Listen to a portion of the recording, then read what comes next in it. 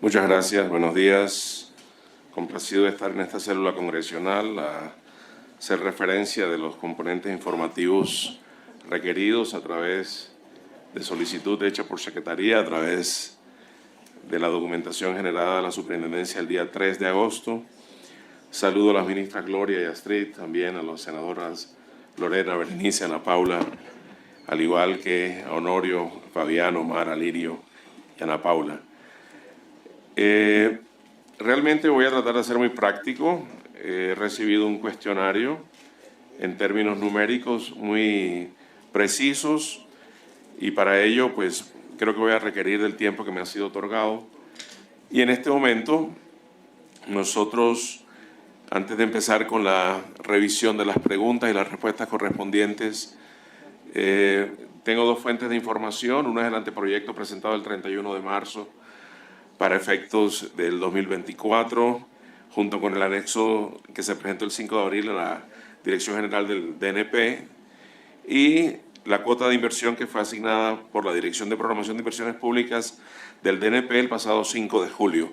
La primera pregunta es la común que han tenido todos los que hemos sido citados o invitados a esta reunión, donde básicamente, frente a la vigencia 2023, se habla de los montos para hacer después el cruce contra ejecución en términos cuantitativos y porcentuales. La siguiente, por favor. Y tal como se ve en esta diapositiva, donde se consolida esa información, se muestra que para el año 2023 se asignó para la Superintendencia Nacional de Salud un presupuesto definitivo por 284.000, que lo ven en la cuadrícula inferior derecha, 284.600 millones, en el cual está incluida la adición por 6.914 millones que se decretó el pasado 25 de julio y que hace parte de los gastos de funcionamiento.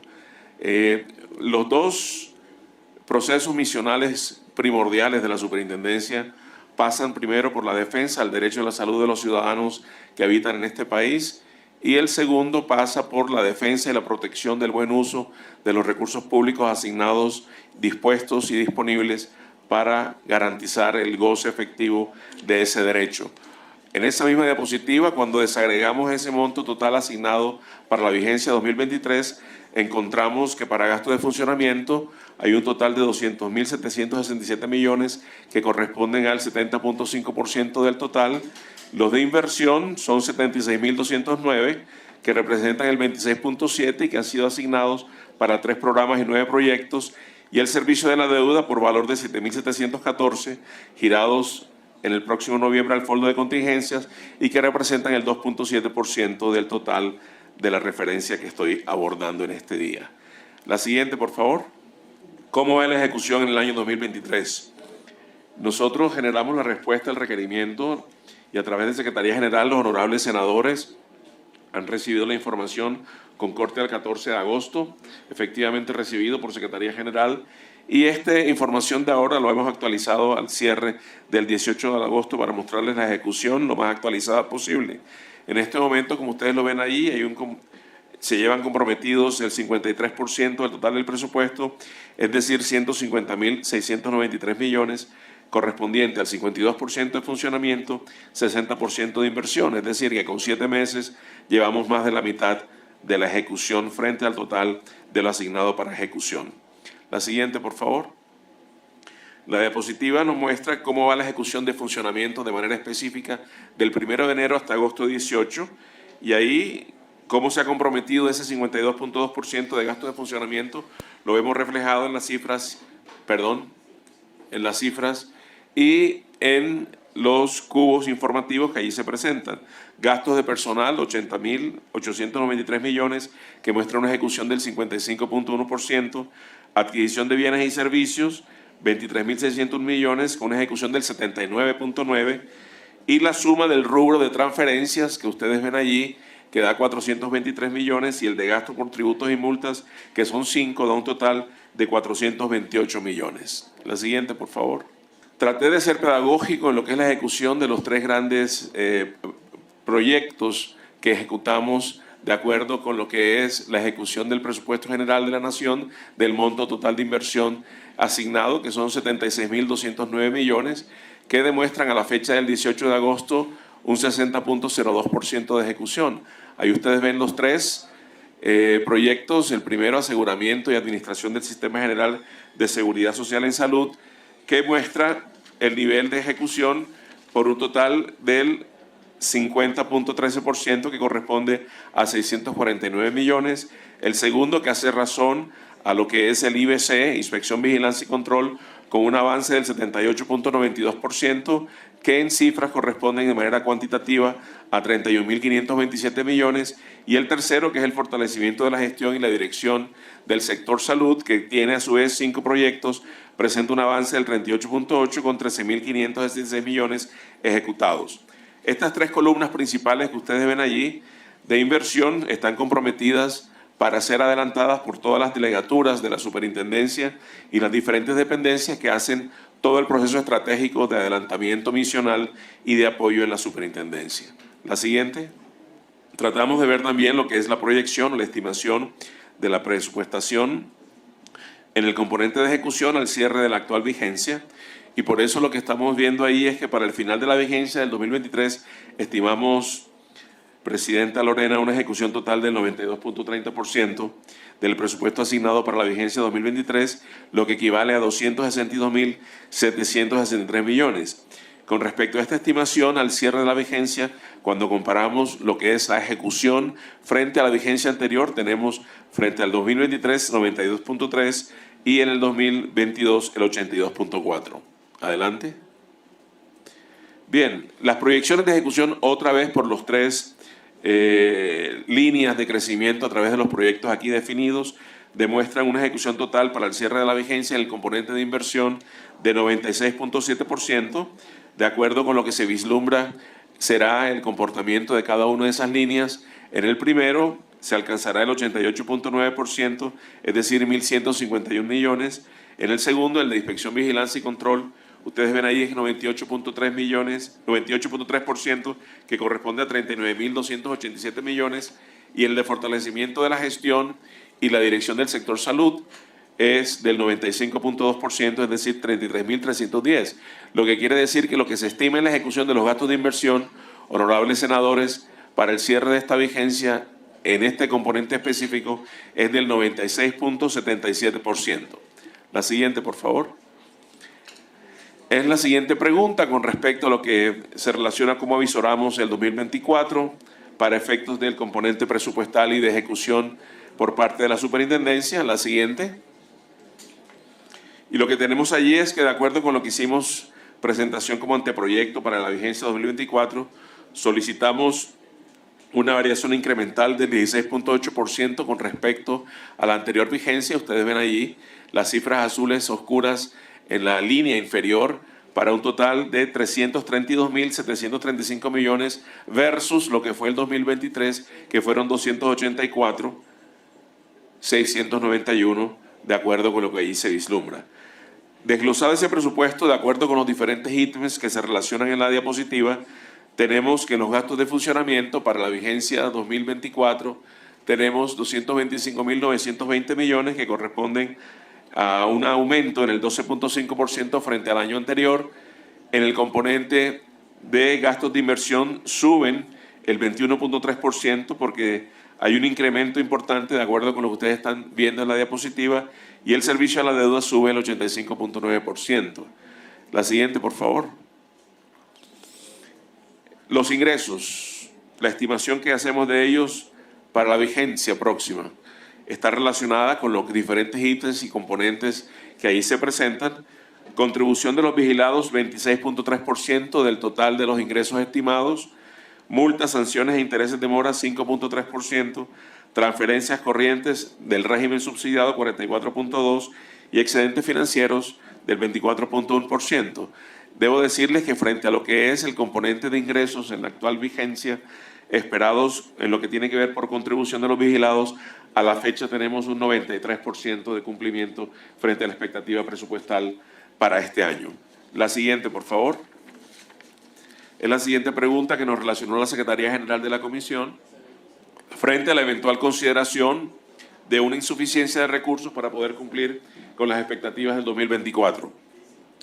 Y por eso la diapositiva siguiente, que es la número 13, en lo que corresponde a los diferentes ítems que corresponden los gastos de funcionamiento, sí consideramos que hay suficiencia de recursos que serán asignados en el 2024 para atender las necesidades de estos gastos allí previstos. Es decir, frente a este ítem hay suficiencia de recursos a partir de la expectativa de la superintendencia. La siguiente.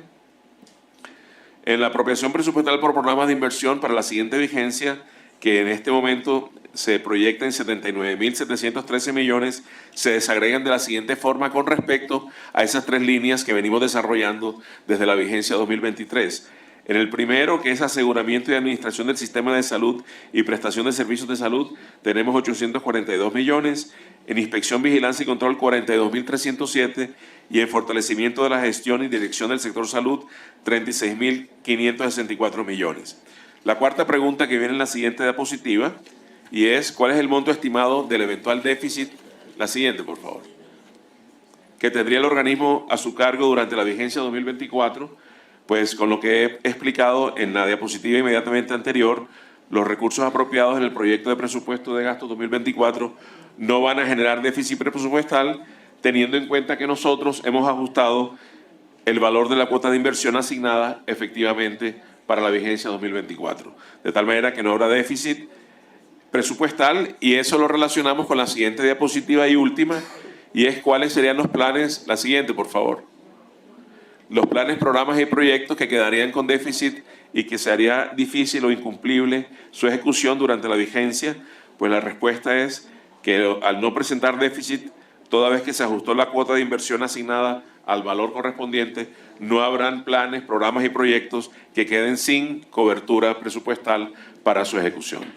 Eso es básicamente, senadora Lorena y honorables senadores, la información que ustedes tienen a nivel de detalle desagregado en Excel y en componente informativo, programa por programa, en la información recibida por ustedes el día 14 del presente mes, ante requerimiento del día fechado 3 de agosto, frente al componente informativo de monto, ejecución, cuantitativa y porcentualmente de la vigencia 2023 y 2024.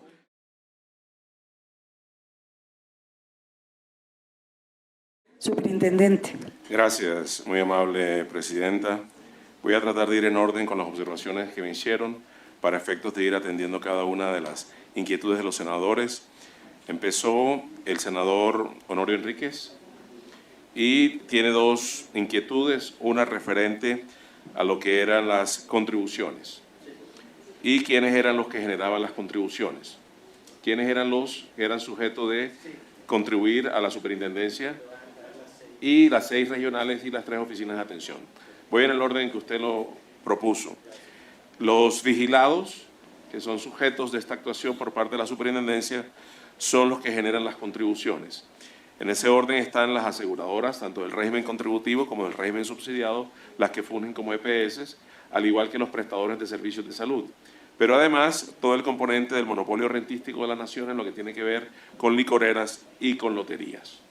En detalle, para darle un ejemplo, en el 2023, nosotros al corte de hoy llevamos recaudado por contribución 105.688 millones de pesos.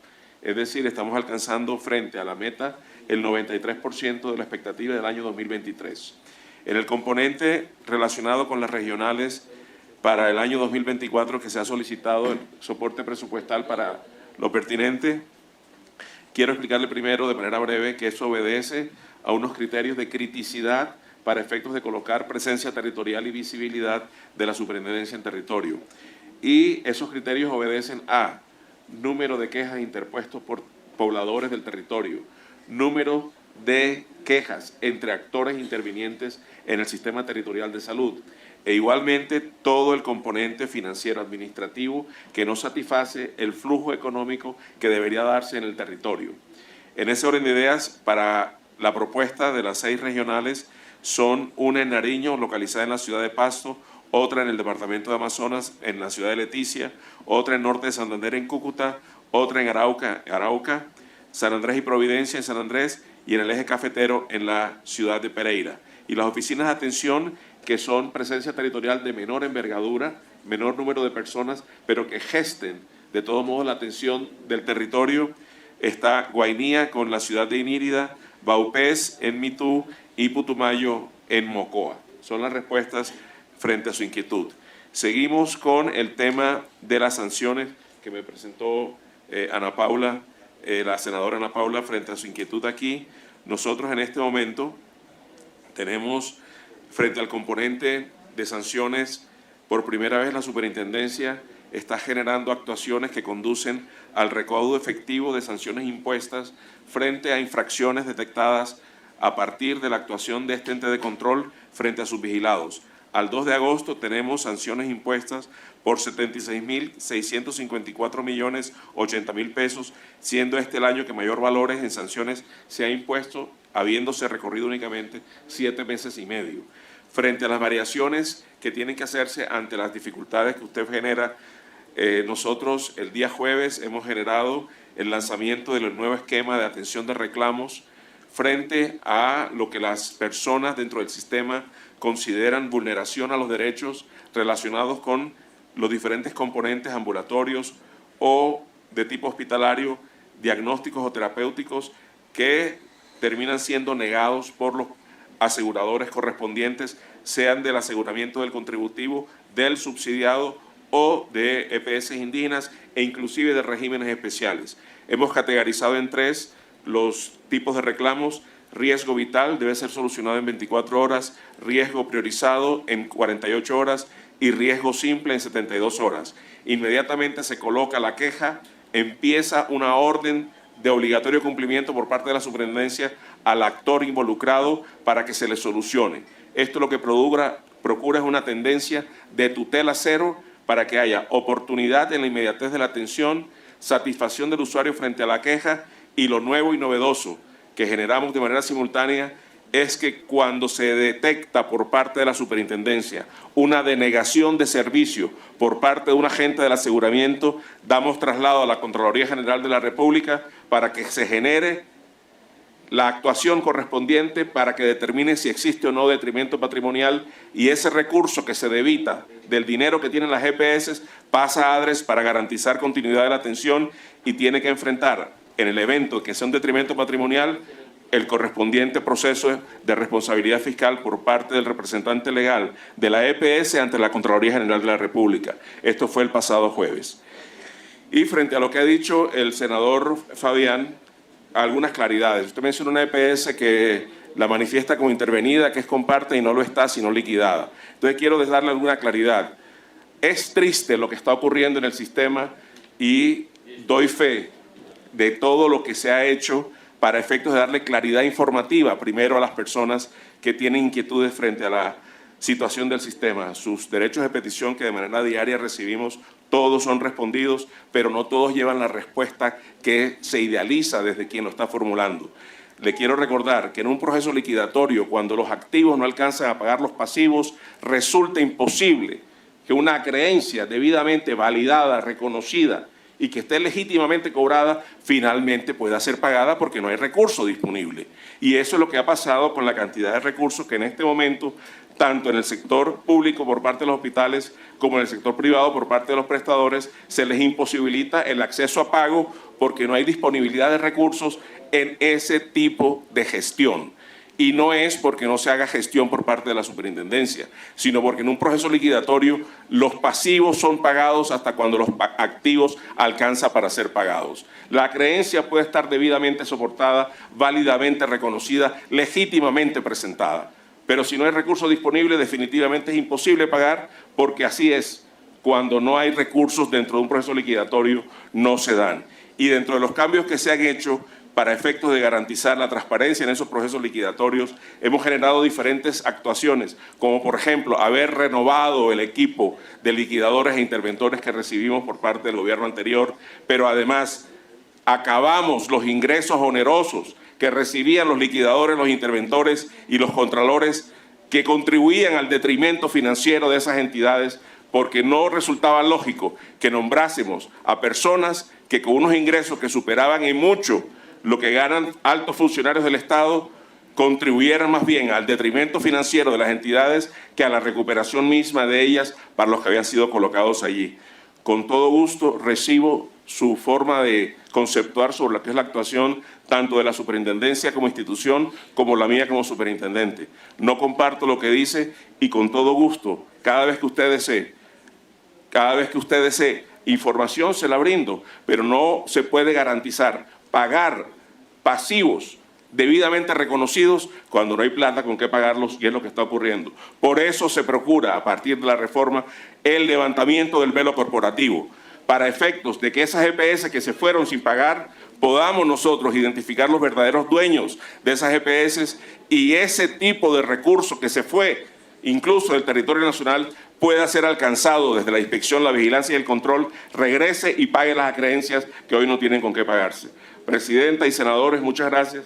Debo retirarme por cuestión del presidente que nos está requiriendo a nosotros en este momento.